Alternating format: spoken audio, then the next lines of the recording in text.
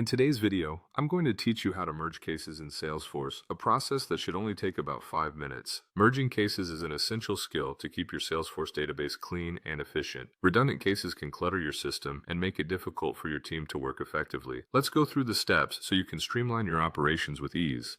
To start, you'll need to log into your Salesforce account. If you're new to Salesforce, make sure you have your login credentials ready.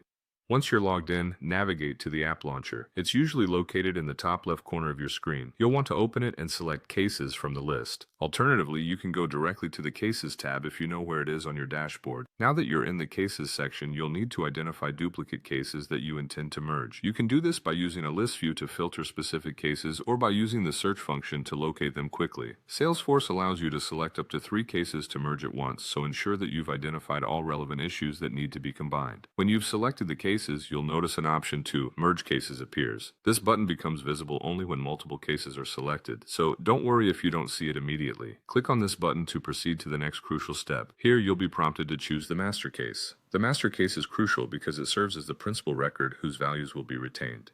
Carefully pick the one that contains the most comprehensive and accurate data.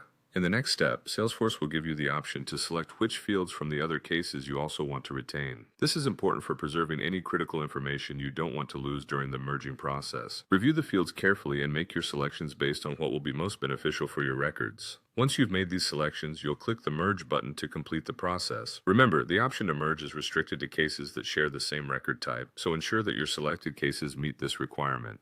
This restriction helps maintain data consistency within Salesforce. By following these straightforward steps, you've successfully merged your cases in Salesforce. Keeping your data clean and organized will immensely benefit your workflow and help your team work more efficiently. Thank you for watching, and don't forget to subscribe for more helpful Salesforce tips.